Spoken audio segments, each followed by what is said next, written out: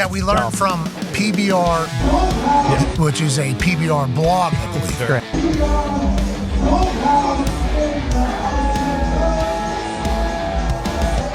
I've learned a lot. Oh, myself. It's a humbling business, let me tell you. Here with Cord McCoy, former bull rider, now stock contractor.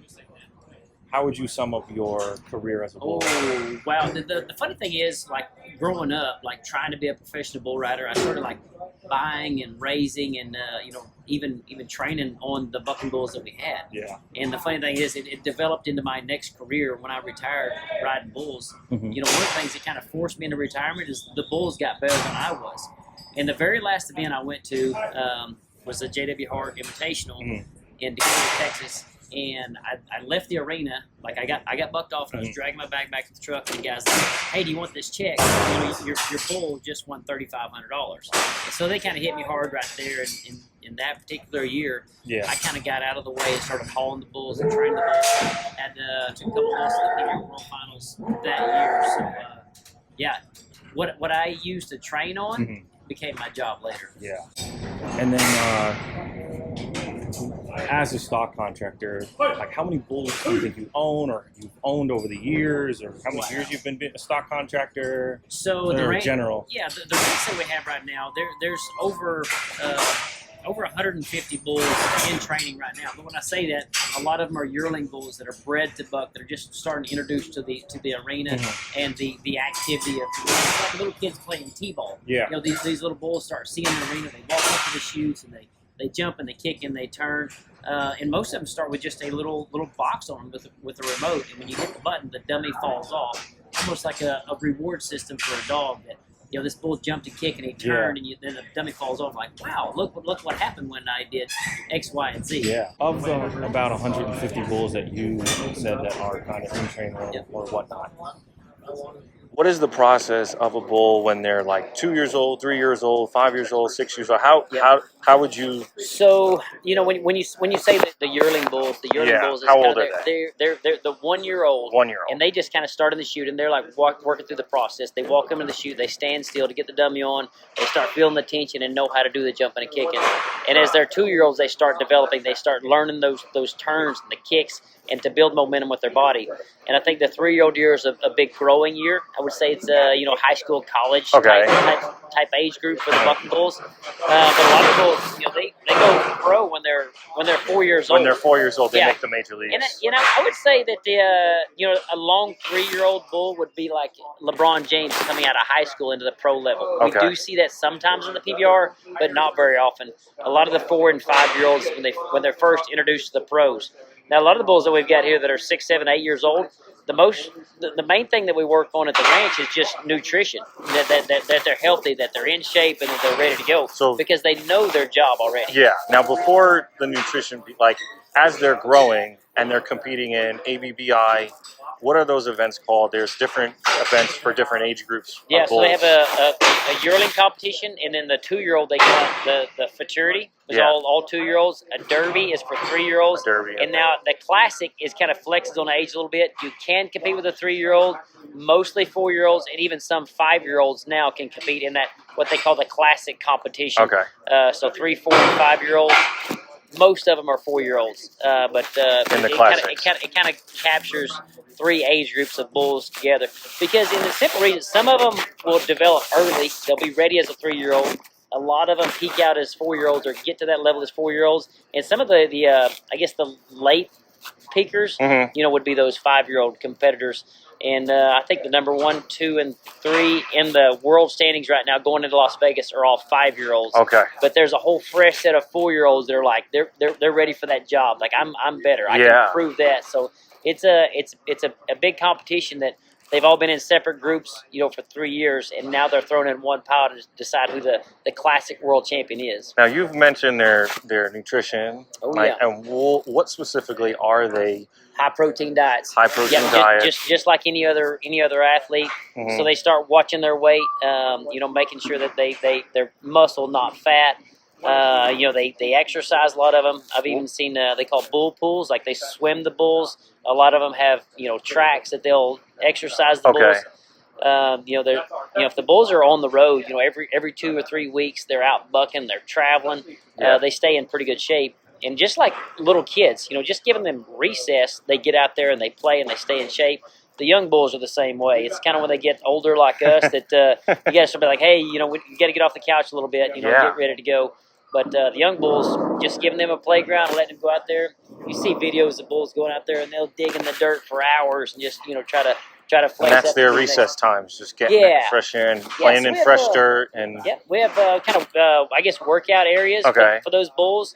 And then if they're not going 2 or 3 times a week, we'll turn them out in those exercise pens, and then they start getting addicted to it. They'll run to it and they get excited about being out there and to play in the dirt. So, that's cool. Yeah, it's neat to watch those bulls get fit themselves. You talked about their muscle. You talked about their weight. They have a very thick skin. What are some of the things that make that bull grow to be 1,800 pounds, or how fast is the weight, and how I think natural maturing is the biggest thing. Is it talking to like a vet? Well, because the bucking bulls have their family vets that just do health papers to travel and normal shots that they get, and then if anything happens, if they have a knee issue, there's a specialist for a knee. If they have a horn issue, they get a specialist for that. So there's I've got 10 different veterinarians on emergency call, depending on what's going on. I mean, if you have a knee issue, there's one person you go to. You don't go to your family doctor for that. So it's the same way with the bucking bulls. You got from the big universities that have the technology to. What are some of those universities that do that? Oklahoma State University is where we use there in Oklahoma. I know a lot of people use ones down in Texas. I know Ohio's got their own universities. But they're all over the country. Yeah, they train the veterinarians state by state. Yeah. And wherever you're from, it's kind of your local university that's going to help you with this process. Yes. They're learning in their veterinary medicine, training the students, and we're bringing those same livestock in there. But those universities have the best technology up to date to find out whether it's blood work, X-rays, just medicine. They have the assortment of everything. And the bucking bull business, there's one thing that we're breeding for. It's buck. I mean, to be able to jump, to kick, to spin, to do all those things. Yeah. So you see the origin of those is it's kind of like an American citizen. We're a lot of cross with a lot of different variables, not just one track. So let's say compared to horses, there are different horses that do different skills and different things. Correct. The race horse would be almost equivalent to the bucking bull horse, or the bucking bull. Yep, race the way they train them. Yeah, race horse is just bred to run. Bred to run. This one's bred to bull. Red, green, yellow, or whatever it looks like. Like my dad always said, he's never seen an ugly horse in the winner's circle. I mean, that's the idea in the buck bulls. It's not exactly bred for a look; it's bred for a talent of what they're doing. You've been to the winner's circle multiple times, world champ bulls, and Ridin Solo. Is that a bull that has changed your side of breeding the bulls and the next generation of bulls? Ridin Solo has changed our life. Whether it's family, ranch, he's pretty much bought our ticket from New York City to Las Vegas. I mean, he's taken us around the world, and the doors that he's opened, the money that we've won with him, and now we're talking about the next generation of bucking bulls. The doors that he's opened, we've got a lot of little Ridin Solo babies right now that I think keeps us at the top of our game, at the top of the job. And all of that, Ridin Solo, we ended up quarantining him to where his semen can go global. So now you talk to the Brazilians and the Australians, Canadians, and their little offsprings of Ridin Solo popping up everywhere. So someday all these places that I used to fly to ride bulls, now I want to go watch little Ridin Solo babies buck in every foreign country across the world. It's incredible to see and learn about not just the bull rider, the athlete, but the animal athlete side of this business as well. You'd be amazed at what the genetics, what they share. Because Ridin Solo has this style. He's just electric, and he's got this pop to him, and he's just electricity and change of directions out of nowhere.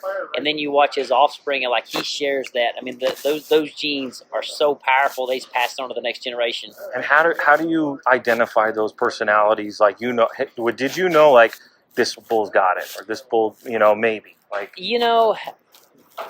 we saw Ridin Solo when he was just a yearling. I've never seen anything could jump like. I mean, he could jump. He Like a stood deer. out from the Like start. he was just like amazing from the start. It was just being able to train him to tap into those. Okay, let's get Ridin Solo to love that and to enjoy that. You know, every time that he bucks good. I mean, from a round of applause to extra feet and hay in the back of like letting him know that he did a good job. And now he's like, you know, one of my best friends. Oh, like yeah. if you look out the kitchen window of our house, there's a pen with Ridin Solo in it. Like so, I see him every morning. And you know, he loves scratches. My wife's getting baths all the time. Yeah. But he knows when he walks into this chute, my job is to get that guy on the ground at all costs. And he will jump this high and spin and twist and change directions and adapt to however rider is sitting every time. And I think that's another thing that has set Ridin Solo apart from all the other bulls. Well, to two follow-up questions to that. When he's a yearling old and you like he's got it and he's special and we're going to really, you know, do everything we can to make this guy a world champion, which he ended up being multiple times. Yeah. Are there other stock contractors like, hey, Cord, like, you know, I'll buy that one off you, or they're itching to get their hands on one like that, or is it after Ridin Solo? Of course, after he won his first world title, you know, there was an offer of $1 million, you know, out there that we could sell this bull. I mean, and it was like a family meeting over the deal. What Solo meant to us, and then to deciding what he could do for our family and our program for the next decade. Long-term, decades to follow, so generational. Ridin Solo, thankfully, is very fertile, so we have a lot of semen in the tank on him. And what he could do, you say you add $5,000 or $10,000 per calf he has every year for 10 years. I mean, to think that $1 million is so big, but like this could be life-changing income and then long term. Well, then his calf and his yearling, with the genes and the genetics that he has, he could very well fall into a world championship winner circle. And the process just we're just now kind of tapping into that because. You know, we retired Ridin Solo. The next world champion is Manhater. We've invested in his genetics, and now we have all these Ridin Solo daughters sitting around there just looking for what cross is going to be best. So, like you said, you're stacking the deck for yourself. Now, you know, there is a bull side of it, but what is the other side of the bull when having a calf? Like, is there that much importance on the cow? The cow. Yeah, like, the how female important, side. The female side of it. I've heard people say 50-50, 60-40, or 70-30, and I would say at least 70%.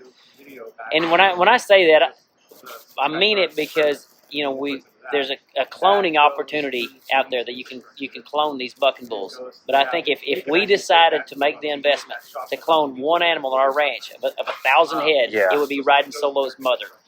That's what we would clone. So that is the kind of, is that like the hidden piece, or like the the cows, they're just so powerful. I mean, it's not just but who they're raised next to. I think they share those genetics, and man, you get and the same care and the same nutrition and the same everything that goes with training an animal athlete, but also taking care of its family too. Oh yeah.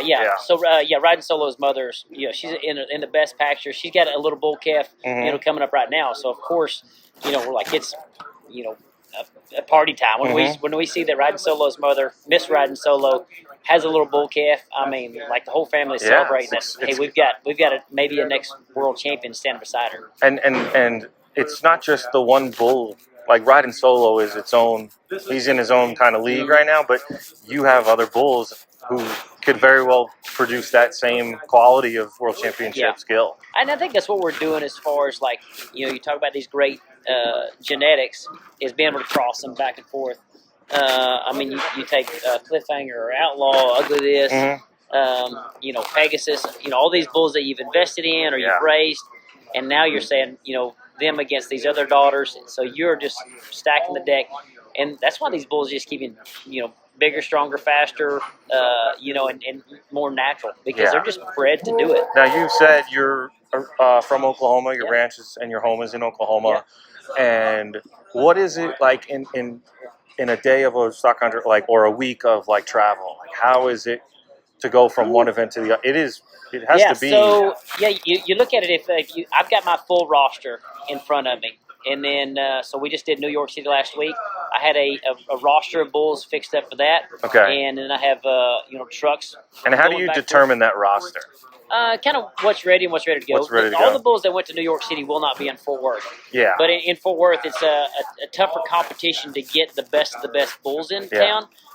So we'll pick our, some elite ones that we got. Like Tulsa Time doesn't have anything to prove to me, but he's here to perform tonight here in Fort Worth. It's kind of a, here in Oklahoma City, kind of his home events. Yeah. They live right in between the two of them.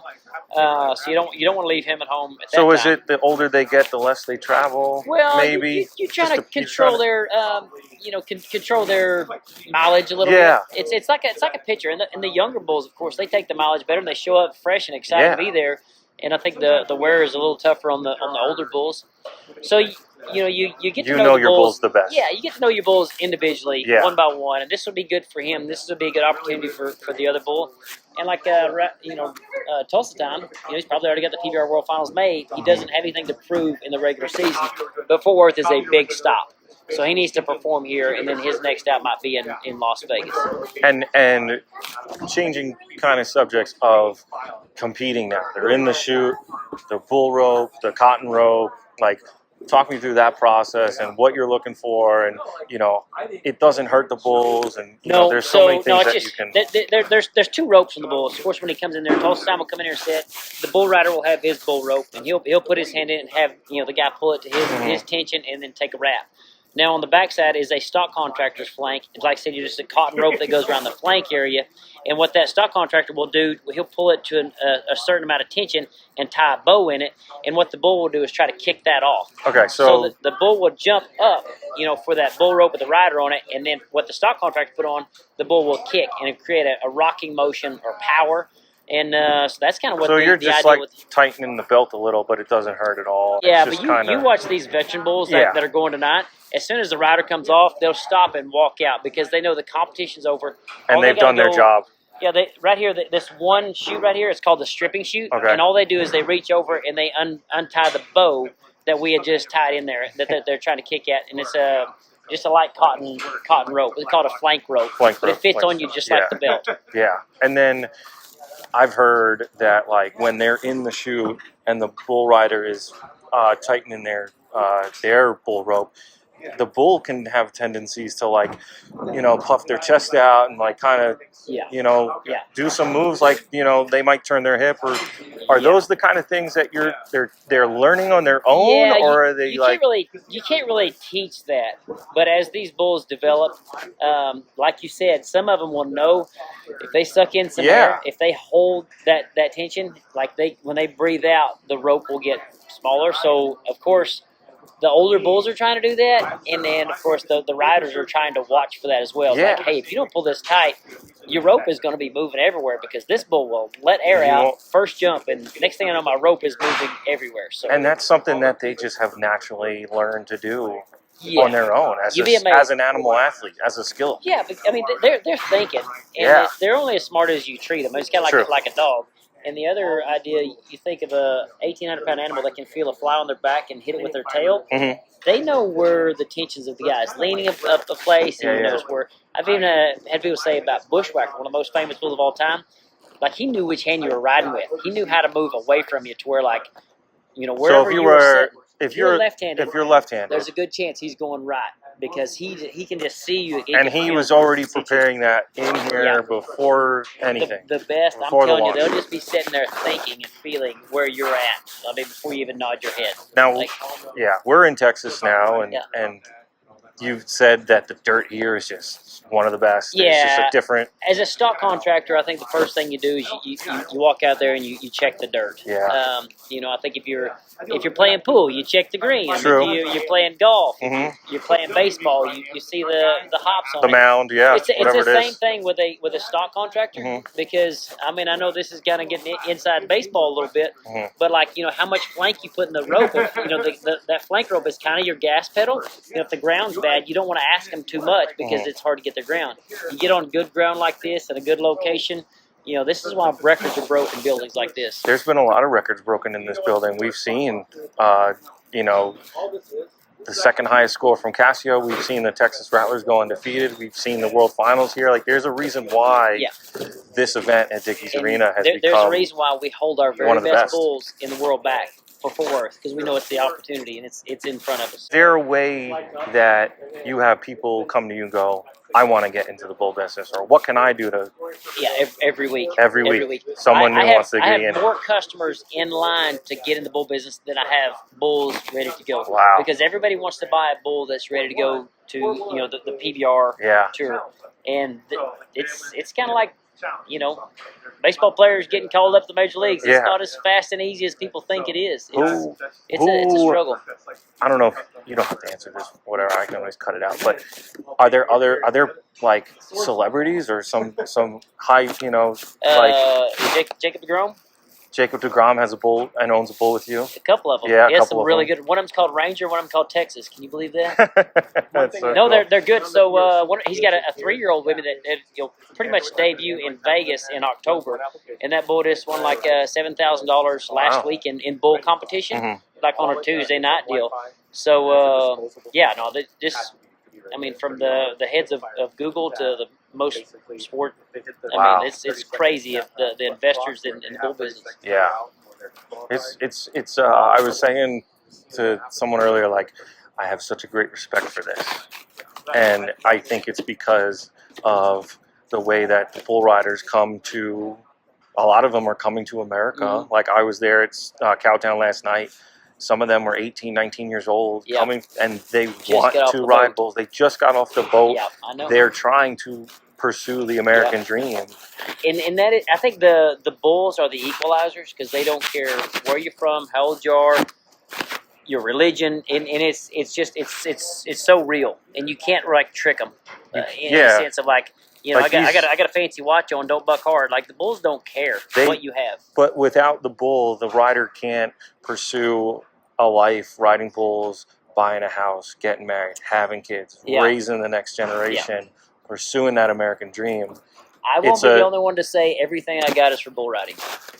I got a full ride scholarship to go to Southwestern Oklahoma State University on a rodeo team. A lot of people don't know that. And then I got a marketing degree, and then after my professional bull riding career, I've continued to do business in the PBR or rodeo Western world industry. And the funny thing is, like, everybody in my family is in agriculture. Some of them raise corn, some of them feed cattle, some of them breed horses. Yeah. I kind of took the entertainment line of, I'm in the rodeo business, raising bucking bulls. So it's, it's the same agriculture line, but way different. Nice to meet you. George, huh? Yeah, I can't wait. We'll see you soon.